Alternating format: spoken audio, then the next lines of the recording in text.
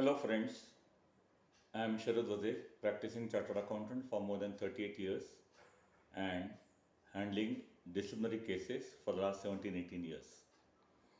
In this lecture series, today we are going to see Clause 8 of Schedule 1, Part 2 as applicable to practicing professional like chartered accountants, cost accountants and company secretaries. So let's read what Clause 8 says. A chartered accountant, I am referring to the Chartered Accountants Act. As told repeatedly earlier, all the three statutes have identical provision. A professional in practice shall be deemed to be guilty of a professional misconduct if he fails to obtain sufficient information which is necessary for expression of an opinion or its exceptions are sufficiently material to negate the expression of an opinion. So this is regarding basically the audit procedure that is being followed, that before expressing any opinion, the auditor should have sufficient information necessary for the expression of opinion. If he does not have sufficient information to express an opinion, he should not opine at all or should give qualified opinion. Or he should have sufficient information whereby the opinion cannot be given in a straight manner, then in that case, to negate that expression of opinion, he has to elucidate, he has to express the opinion accordingly. Now for that, the Institute of Chartered Accountants of India has come out with standards of auditing, and SA 700, SA 500, SA 705 and SA 706, which deals with the expression of opinion. Note SA 500 says it is regarding the audit evidence, which requires the auditor to design and perform audit procedure to obtain sufficient appropriate evidence to be able to draw reasonable conclusions on which to base the auditor's opinion. So he should design and perform the audit procedures. So coming back to basics of auditing, audit documentation, audit plan. Before commencing the audit, he should plan his work. He should compile the necessary permanent documents that are required. He should obtain the necessary documentation relevant for the current year's audit. That means he should plan, he should design and perform the audit procedure in true letter and spirit. And what it says further, to obtain sufficient evidence appropriate for the expression. So merely gathering of information is not sufficient. Gathering of appropriate evidence is required to express an opinion. So merely having the working paper file of 200 pages will not absolve the professional. So what are the contents of those 200 pages, how they are relevant for the purpose of audit, and most importantly, how that evidence information is used in forming an opinion that has to be established by a professional in case of a professional negligence. So to have necessary sufficient appropriate evidence, and from that evidence to draw reasonable conclusions, to draw reasonable conclusions to base the audit opinion.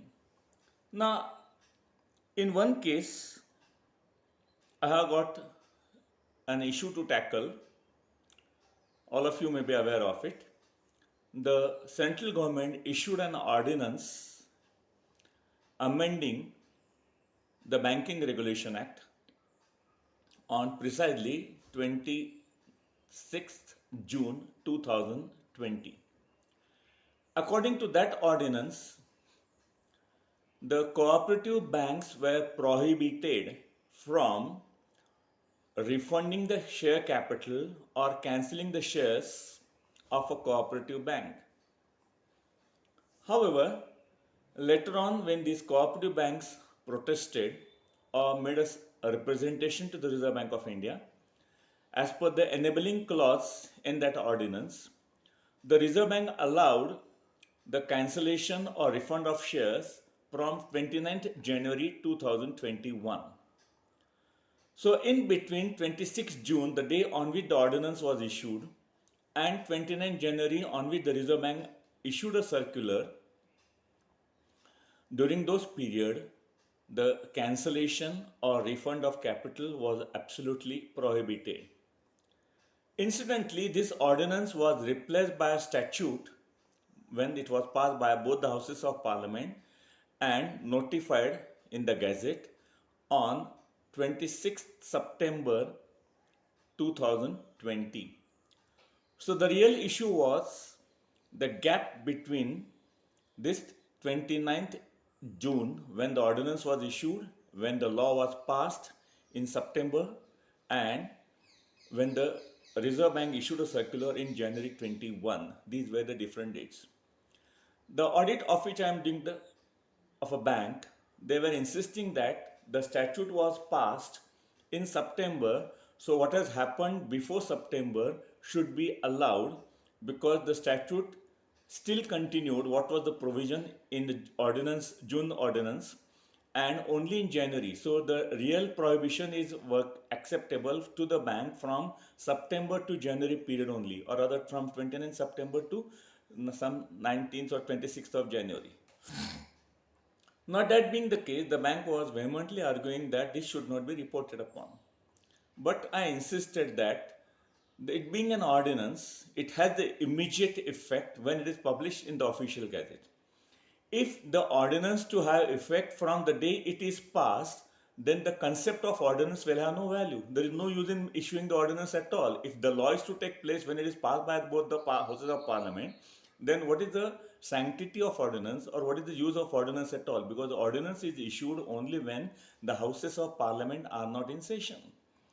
So I have to give a qualification that the bank has repaid or refunded capital of X amount during this period, and after January, since the bank CRAR is more than 9%, thereafter repayment or refund is within the norms permitted by Reserve Bank of India. So you have to obtain necessary information, evidence from the bank. So I call for month-wise repayment of capital, and based upon that information, I could form an opinion that such repayment or cancellation is in violation of the provisions of the Banking Regulation Act.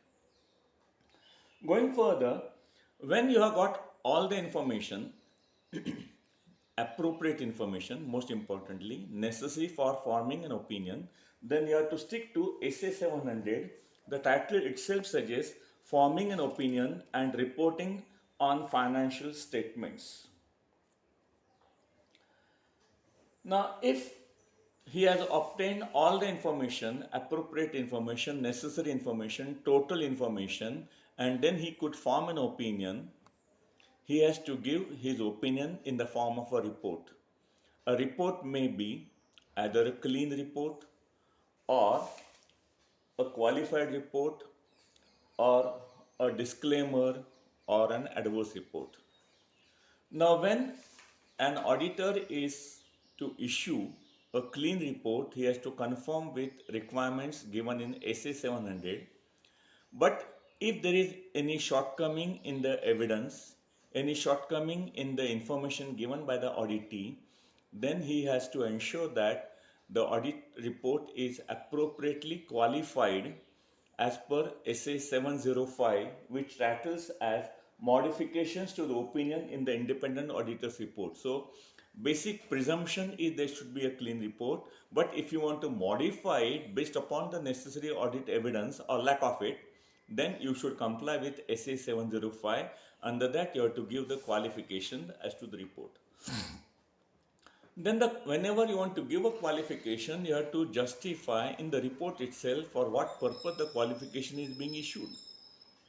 To give an instance, in the case of the bank for which I had done the audit, that bank was not following Accounting Standard 22, that is deferred taxation provision, asset or liability, as well as they were not following AS 26, presentation of intangible assets, as well as A17 segmental reporting.